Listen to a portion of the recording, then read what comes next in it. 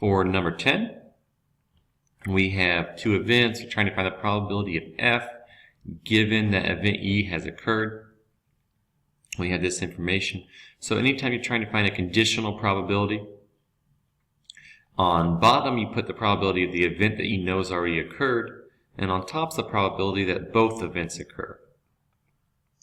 So for our given one, it's a probability of F if we know that E's occurred. So on bottom is going to go the probability of E, and on top the probability that they both occur. So for our information is 0.4 on top and 0.5 on bottom. And 0.4 divided by 0.5, you get 0.8. For number 11, we're testing the understanding of independent events. And so it tells us that in this given country, the chances that someone, a randomly selected person, earns over $75,000 is given right here. And then if they earn a bachelor's degree, their chances of earning over $75,000 does not change at all. So that by definition is what independent events are. When they occur, they don't affect the probability at all. So yes, these events are independent because for this specific country, earning a bachelor's degree had no effect on your chances of earning over $75,000. For number 12, drawing cards from a standard deck.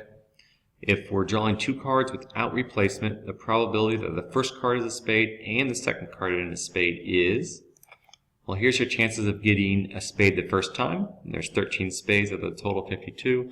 And now that you have a spade in your hand, there's only 12 left in the deck, and there's only 51 cards left in the deck.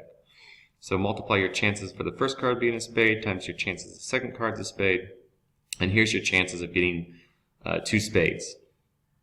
But in part B, we're just replacing the cards each time we draw.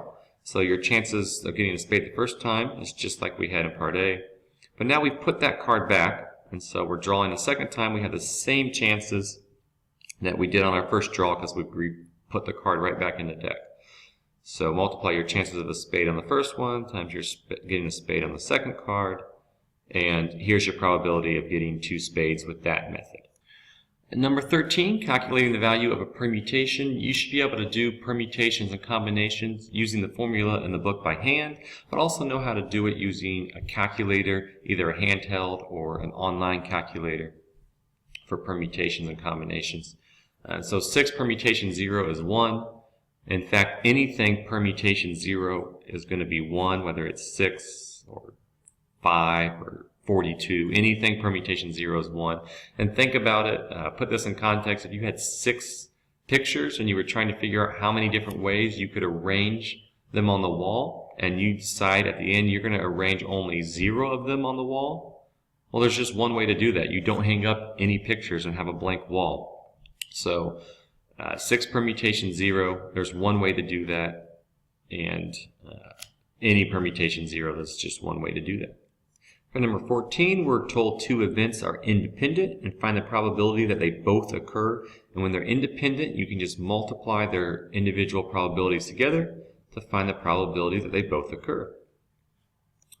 In general, to find the probability that two events occur, you take the probability of the first one and now multiply it by the probability of the second event when we know the first event occurred, because the probability of F happening will likely be affected because E already happened. When events happen, they affect the probabilities of each other. So instead of just multiplying by probability of F, we have to multiply by the probability of F when E has occurred. But when events are independent, it means they don't affect each other. So the probability of F, now that E has occurred, is exactly the same as the probability of F was before. The event E happening had no effect on the probability of F.